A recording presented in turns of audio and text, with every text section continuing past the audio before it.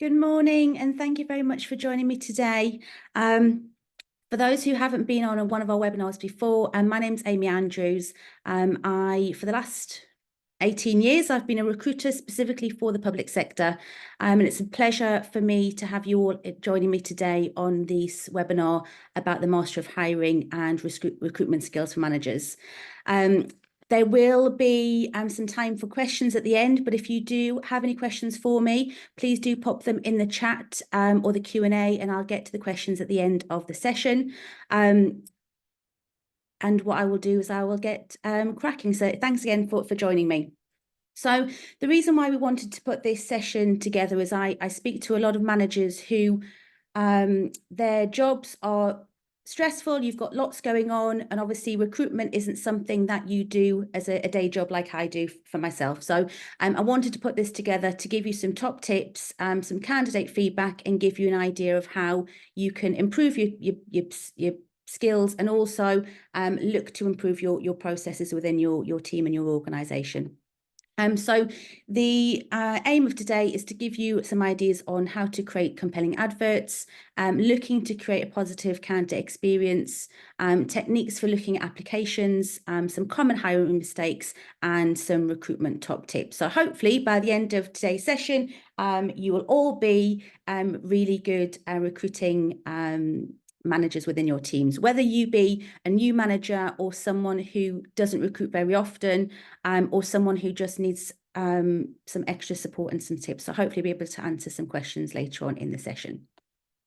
So I'm going to put a question to the floor. I was hoping to have a little poll pop up, but unfortunately it's not quite working for me today. But just have a little think about your application process for applying for your job. Have you ever seen an advert that may have put you off not wanting to apply? Just have a little think if there's ever been the time where you've thought, actually, I don't want to apply for that now, and think of the reasons why.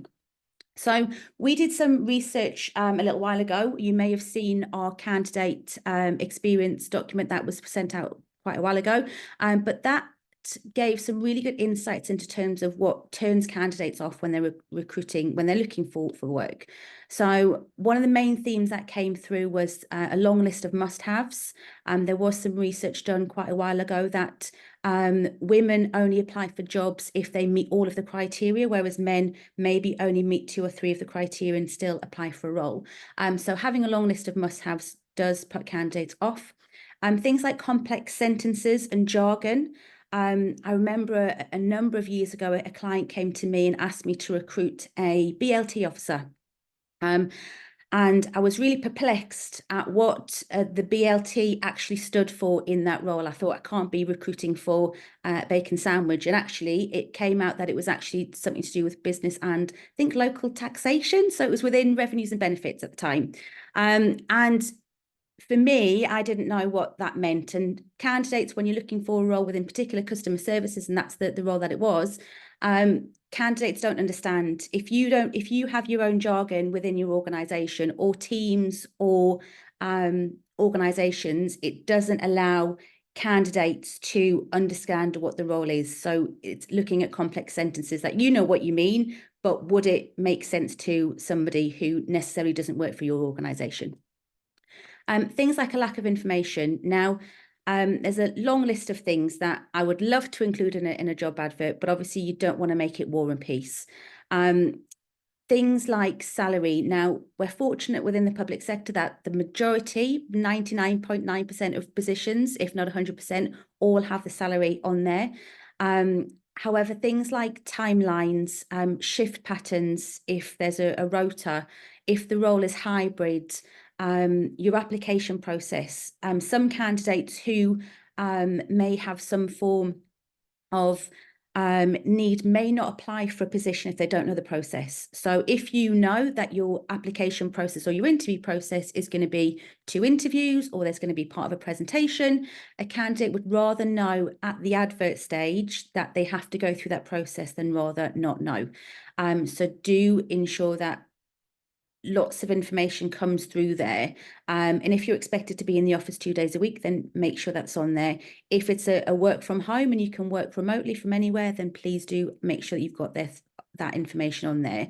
And things like timelines. So if you have an idea of when the interview dates will be, or when closing date is going to be, or when you're going to review applications, or if there's any form of testing, maybe an Excel test or a Word test or something that you need to do as part of your recruitment process, do always highlight that on your job description, because it does make it clear for candidates who may be put off not knowing what the process will be.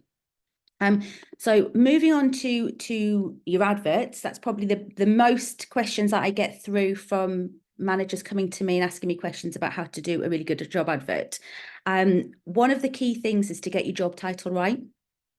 If you are a candidate and you're looking for work, there's been some research, and I can't remember the name of the person that did the research, but I think 70% of job searches start on Google.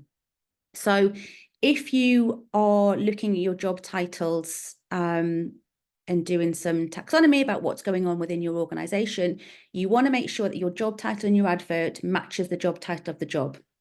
So what I mean by this is not advertising something like a BLT officer, because nobody else within your organization is going to know, outside your organization is going to know that.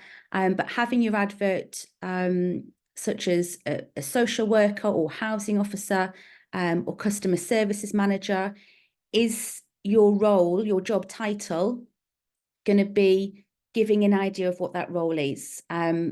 Different organizations have different job titles. I've worked with clients before where neighborhood managers are housing officers within their organizations.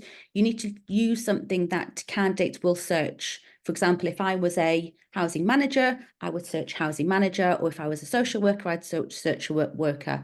I wouldn't be looking for jargon of the job title. So I'd also include in the job advert a brief outline of the role and highlight some key aspects of the purpose of the role and its impact. Is this a new position because you've had funding from an organisation? Is it because you are expanding your team? Is it because you are looking to improve your services within your organisation? So highlight the purpose and impact. Lots of candidates now are looking for purpose-driven roles and want to be part of something great. So it's really important that you do share some information about its impact and the purpose of that role. And think about the role, about the section about the role. Look at the important parts of the role and its responsibilities. One of my top tips for an advert is to make sure that your job title is in the body of the text 3 times. And the reason why I say 3 times is because when people are searching in Google and you get algorithms, and it's not my forte, I have to be honest, but when you're looking at, for example, search engine results, if you have your job title in the body of your text, it means that it will come up against other adverts and other positions, because the algorithm will ensure that your candidates are seeing your roles to make sure that actually you're spending some good time and actually putting the job title in there, because that's what people search when they're looking for a new car or a new job or anything on the internet. So think about the important parts of the role and their responsibilities, and try not to make an exhaustive list. What is your 3, 4, 5 most important parts about the job and what they'll be doing, to give them a real understanding of what the job will be like and how they'll fit within that team. And about you section. When I say about you section, I mean about you of a candidate. So what are the skills, qualification, experience required? So an essential criteria, not a wish list. It's not every single bullet point in the person specification that someone has to meet. If I'm recruiting for anybody, I will always say, what is your top 3 things that this candidate needs to have? Because just like buying a house, you don't want to be asking for a garage detached, 5 entrances, 2 living rooms. You want to make sure that you have the necessities that you need, but not a wish list of things that you have to have. Because like I mentioned before, candidates won't apply if they might not necessarily meet all of the criteria that you have. So think very carefully about the things that are really important. If your role, you need to be member of the RTPI for the Royal Town Planning Institute, then that's obviously very important. But if you need to have 10 years experience, do you need to have 10 years experience? You probably don't. You need somebody with the skills that you have. So think about your own actual things that you need for that role. And then about us section. So that's the time where you want to tell the candidates who are looking at your advert a brief section about your team, your company, your values, your culture, and your benefits. Now, your HR team may already have standard information about things like your benefits, your a brief overview of what your organisation does and who you are that you have to have within your advert. But a section about your team, what they do, could be some a snippet from what people say about you and your team, about how you work well together, or things that have happened within your team that you want to shout about. I think within lots of organisations, candidates now want to look for organisations with purpose and doing good things, which I think is fantastic. But what I do find from speaking to organisations is that public sector tends not to shout about the good things that are going on. And I think if your team has maybe won an award within your Christmas party, for example, if you had one, sharing the successes to actually engage candidates to actually think, actually, this is a really good organisation to have, and an organisation that you want to work for. And also, when you're looking at your advert, would you apply? Another question for you to start thinking about is your application process. How recently have you been in within your organisation? Have you been there for many, many years and the processes have changed? Or is the process the same as it was 10 years ago, for example? So think about your advert. Would you want to apply? You can always ask somebody within your team to check over your advert, or maybe your HR team, or you can come to me. I'm quite happy to read job descriptions and give you some pointers. But I think it's really important that you actually look at your advert and think this is your place where you can share how wonderful your team are and how wonderful your organisation is. And I think it does need to be specific to the job and the team. So when you're talking about the About Us section, having information about the team that's relevant for this job rather than the overarching organisation is really important, because a candidate can see how they fit within that business. So a couple of top tips there for your adverts. So really simple, use headings and clear formatting, break it up. It's really hard for somebody to look at a huge body of text. And I've seen a few occasions where people have just copied and pasted the whole job description into an advert. And I think that your advert is a place for you to actually engage with a candidate and make them want to know more about your organisation. Like I mentioned, avoid complicated language or jargon. Information that you use on a daily basis won't make any sense to maybe another organisation or somebody else looking at your role. And you want to make sure that your adverts can be understood. Things like salary, which I expect within the public sector will already be on adverts. However, things like working hours, hiring timelines, they should be highlighted as well, especially if you've got interview dates in mind. And also, like I mentioned before, communicate your employee value proposition. What makes you stand out? What is so good about your team that makes you want to work within your organisation? I've spoken to many clients about their career sites and getting their team involved to say things about their organisation and why they work there. That's really good and important things to say in your advert. And also include instructions on how to apply and who to contact to discuss the role. So I think that also really helps somebody who may be nervous about applying to have a conversation and a chat with somebody to be like, can I find out more information about the role?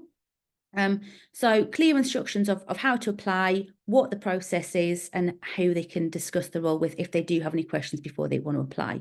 I know we've recruited a number of positions within head teaching recently, and there's been opportunities for candidates to go and visit the schools and get an understanding and a feel for the organisation before they go in. So if that's something that you do, then please do make sure that you have that on your advert. And like I mentioned, any interview dates or further information about the application process. And finally, job titles. Please, if you take away one tip from today, please make sure that you think about your job titles, because if you are looking for a car, you wouldn't search a van, you would be looking for a car. So make sure that your job titles do mirror what you're actually looking for. So moving on to some candidate experience. So from the research that we did over the summer last year, and it came out late last year, it's all about what candidates expect. I think as recruiting managers, you want to ensure that your candidates are getting a really good experience. And I think there are instances where candidates don't have a really good experience because you have a full job, you've got less people in your teams, you are doing 100 jobs rather than just your own job, especially when there's huge gaps within your teams. But I think it's vastly and hugely important that if you are recruiting, you do spend time to look and spend time within the recruitment process, because it does enable candidates to have a better experience. And people talk. I know when I worked in temporary recruitment, candidates moved around a lot, and I think bad experiences from one place can resonate within other organizations. And when you move around and you have a bad experience somewhere, people do talk. So having a really good and thorough recruitment process can really help to actually shape the wonderful things that you are doing as an organization. So things like clear communication.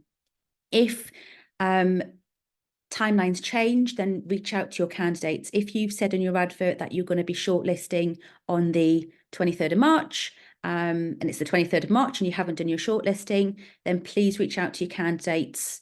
Hopefully, I'm sure you all do have an ATS that you use, so you can clearly communicate with your candidates and say, well, really sorry, we're not going to be making a decision or shortlisting until a certain date. So do reach out to those candidates to let them know what's happening. A user-friendly application process. I speak to candidates quite regularly, every day, in my job. So candidates are often put off by long application processes and having to fill in huge application forms. And I completely understand within some departments and some areas of work, you need to have a really thorough application form. But is some of that information that you're requesting now, could that be requested maybe further down the line if they are successful in the role? So just think about your application process, and actually have you gone through your own application process to see what sort of questions that you ask. And things like candidates now use their mobile phones. I think I read somewhere recently where it was, I think 90% or 70% of candidates use their phone to apply for roles. So is your application process mobile friendly? Interaction. So I often do say to managers, if you see someone good, reach out to them, have that interaction. I think it can be really frustrating from a candidate's perspective if, for example, they have applied for a job and they haven't heard anything, or they never get any response, or they have an interview and they don't hear back very quickly. We often, as a job of a recruiter, we often keep people warm, and I know that's quite hard to do that, but you can use things like your ATS to help and support you do that. So do interact with people, and if you see someone good, respond and reach out to them and say, look, you look great, I'd love to have a conversation, we're shortlisting this time. Prompt feedback. I think from a candidate's perspective, is not hearing anything is probably worse than having negative feedback or not getting the job. So if you do know that someone is not shortlisted or not relevant for your role, then do let them know as soon as you can. Positive engagement. Like I mentioned before, people want to have a positive engagement within experiences. I spoke to a candidate a couple of weeks ago that had not been shortlisted or had an interview, unfortunately wasn't successful for that role.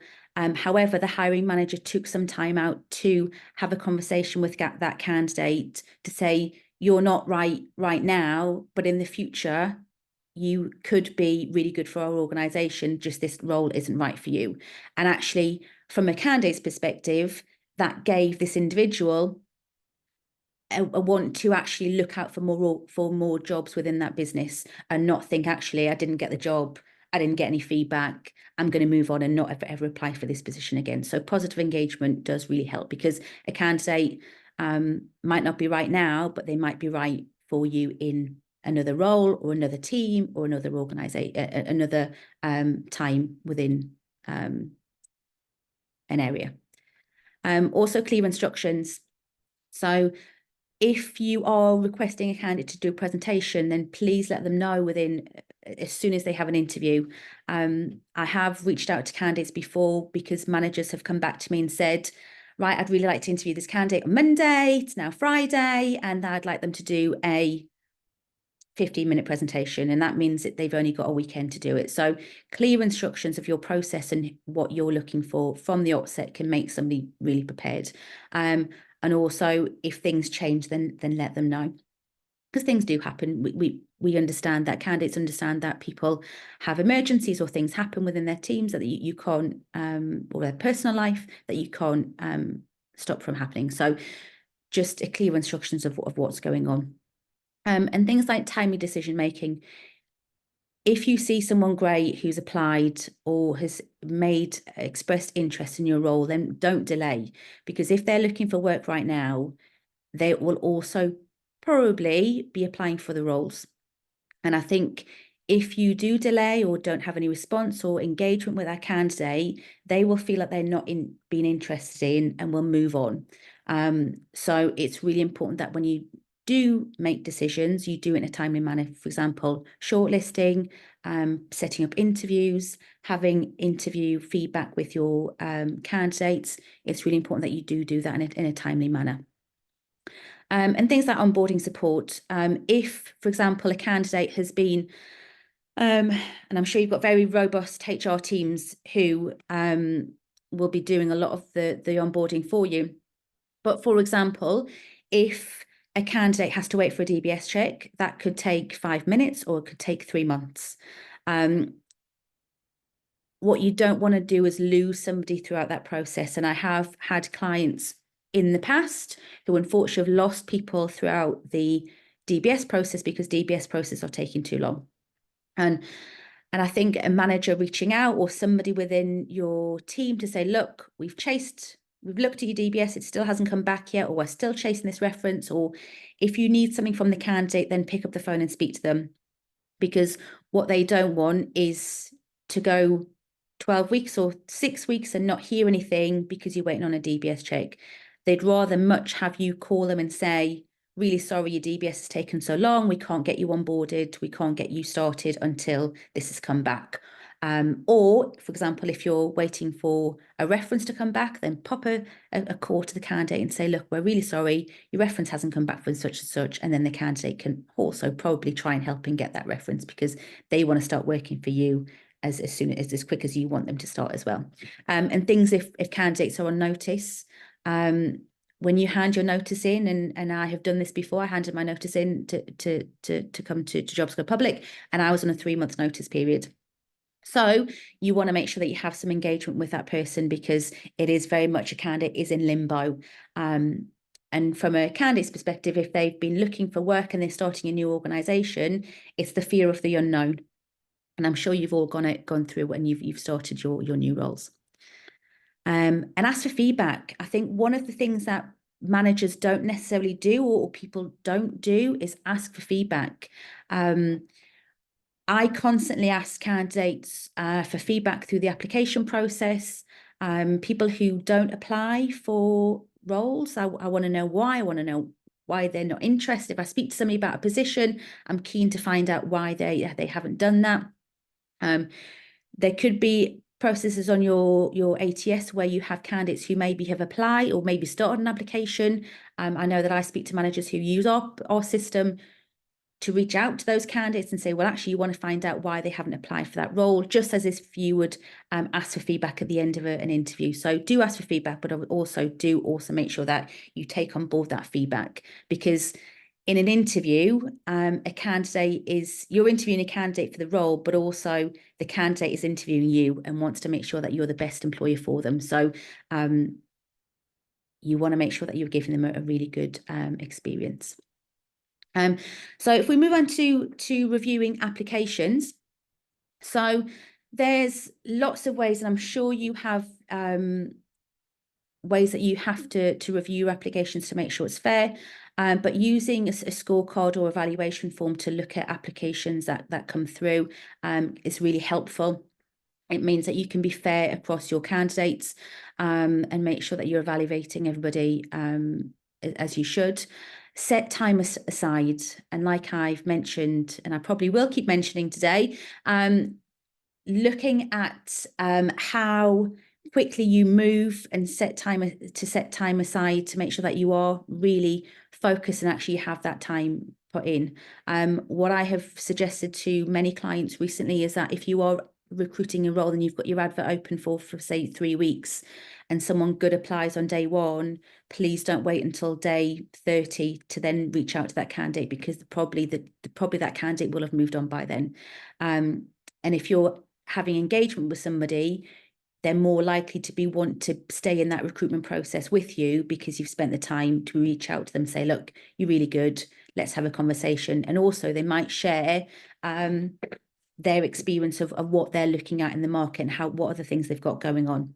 I know my job as a recruiter is to find out information, and I want to know where people are interviewing so that I can engage with my client and say, look, this candidate has applied for this job and your job, but also they've applied for 3 other jobs, so we have to move quickly.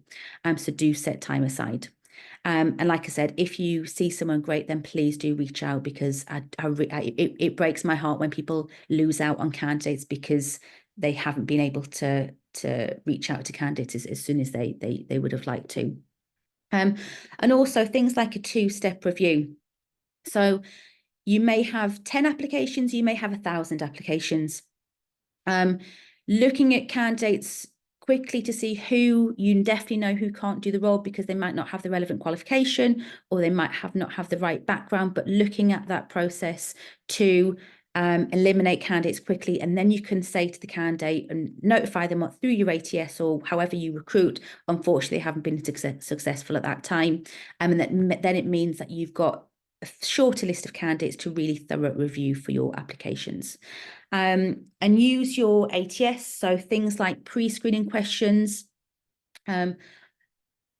You will probably have things like right to work questions is a pre-screening question. If someone ticks no, then it automatically drops them out. But things like if they have to have a full driving license, that could be a pre-screening question, or it could be the case that a candidate needs to have a certain qualification or have used a certain system. You don't want to have thousands of pre-screening questions, but I think maybe a couple of pre-screening questions that are relevant to the job and your needs to actually be able to look at candidates and move on from candidates who aren't suitable.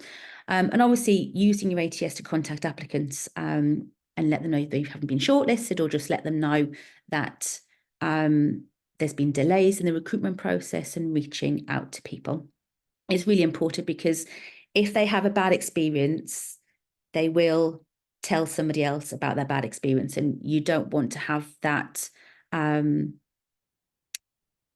that happening within your organization or your team, because you want people to apply. So yes, so it's really good that you do reach out to people and let them know that they haven't been successful. Don't shy away from saying no, is what I'm trying to say. And respond to every applicant.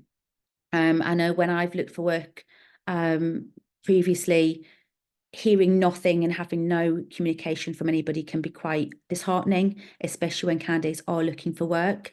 So it's really important that you do respond to everybody. So some common hiring mistakes. So like I've mentioned and I've harped on, is about the lack of communication. Candidates want to have communication. They want to have dialogue with you. They've seen your advert.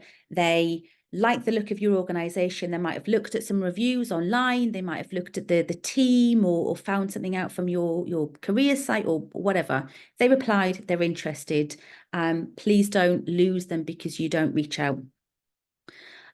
Things like out-of-date job descriptions, think about the job that you're hiring for now. When was the last time that you looked at that job description?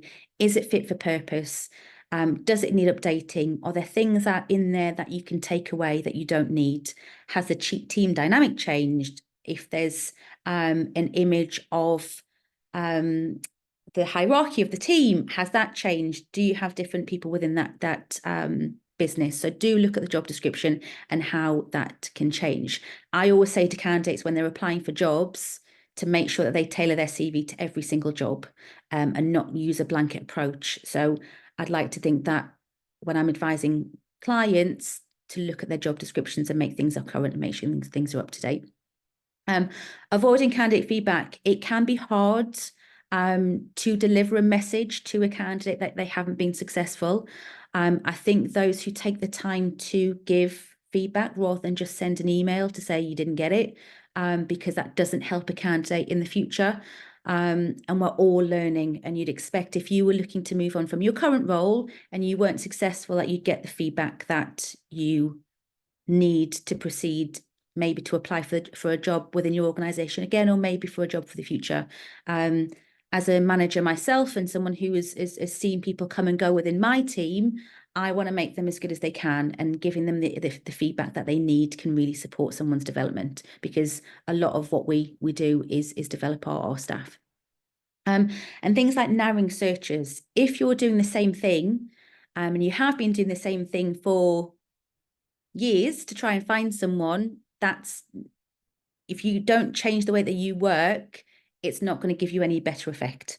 So it's really important that you don't have a narrow search and you don't keep doing what you're doing all of the time, because you want to get a more diverse and wider, a diverse bunch of individuals within your organization. So looking in places that you can have a range of candidates and a range of skills, and looking at skills rather than experience. I worked with a client last year who struggled in a particular team to recruit.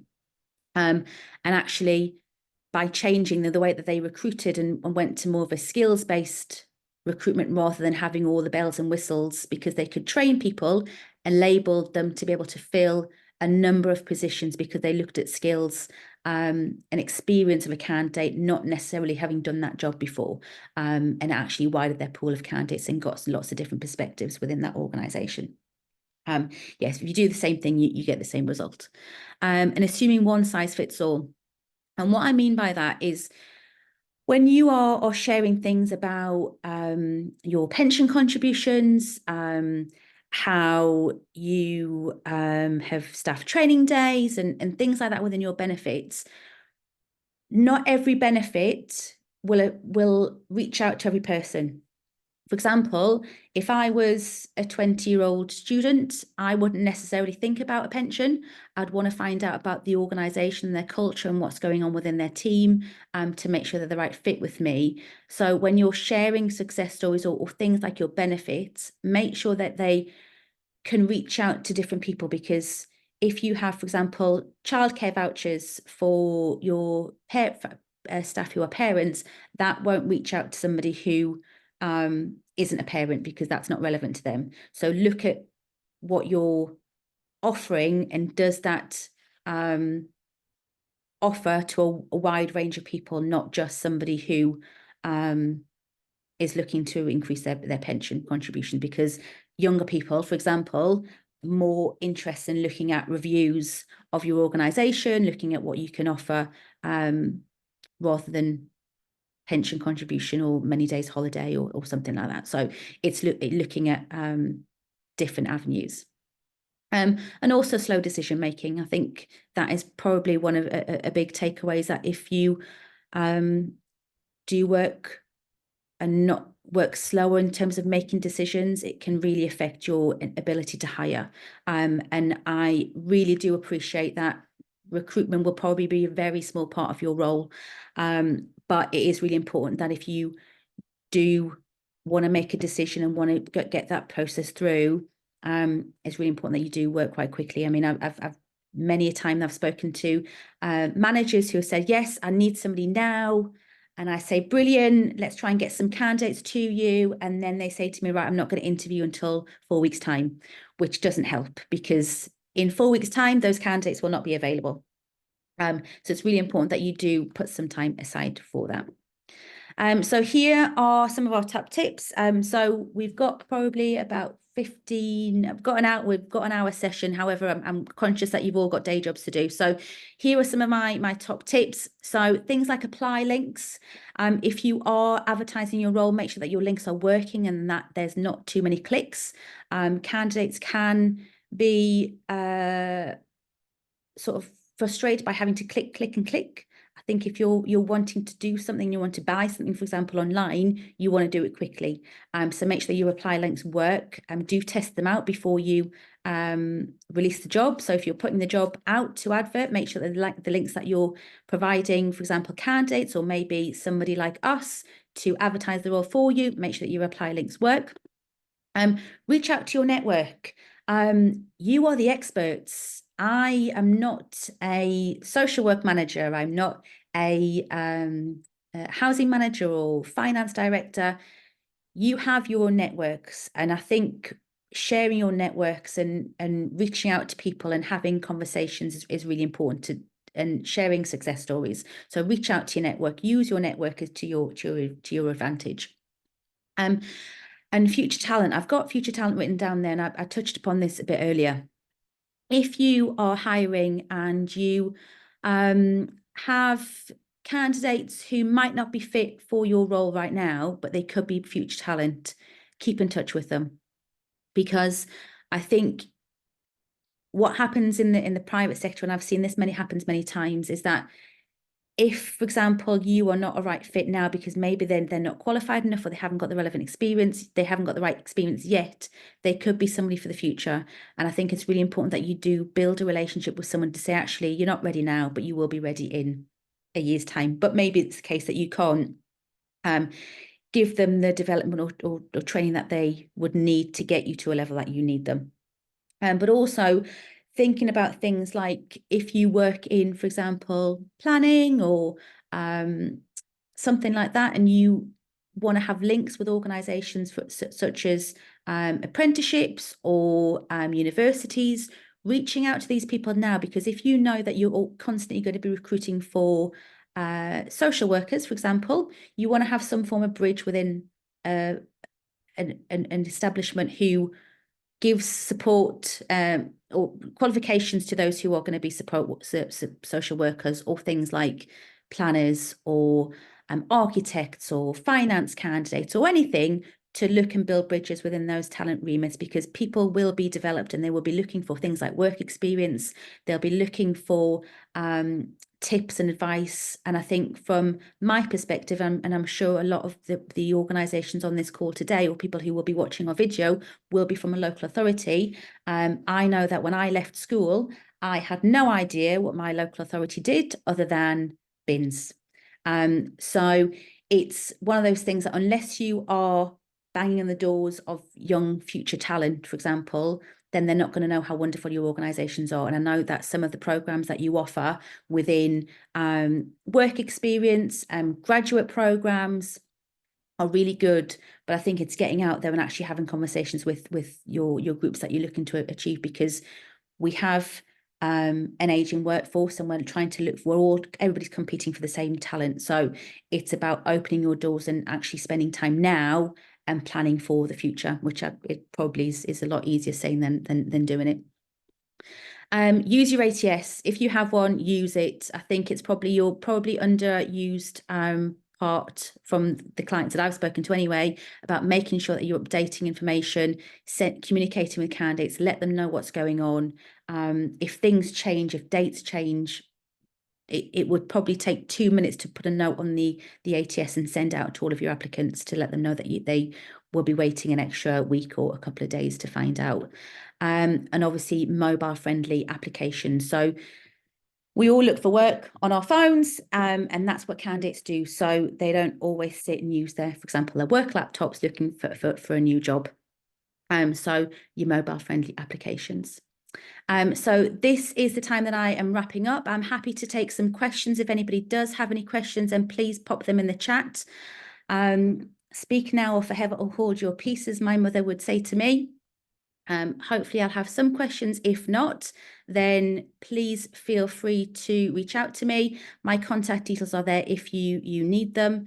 I'm always happy to help. If you have any questions about job descriptions or what you can do to improve your job description, then please do reach out to me, because I'm happy to help as much as I can. Because I want everybody to make sure that they're doing everything they can to get some really good candidates. So I don't think I've had any questions or anything put in the chat box. I will give it a couple of minutes. I can stick around for anybody who does want to ask me a question. If not, thank you so much for listening to me talk on for the last, I want to say, 40 minutes. I hope it's been helpful for you. I hope that I've given some insights to the life of a recruiting manager and how you can engage with your candidates. If people do want any further information about what candidates think of them, then please do reach out to me, because I think it is really important that you do start finding out information about what your candidates think, and we can help that. So thank you so much for joining me. I hope it's been helpful. Please do feel free to reach out to me. A copy of this recording will be sent on for anybody who hasn't been able to join today, but also if you want to share it on with any other members of your team. But I'd like to thank you for listening to me. Have a wonderful rest of your day and a great weekend when you get there. Thank you very much.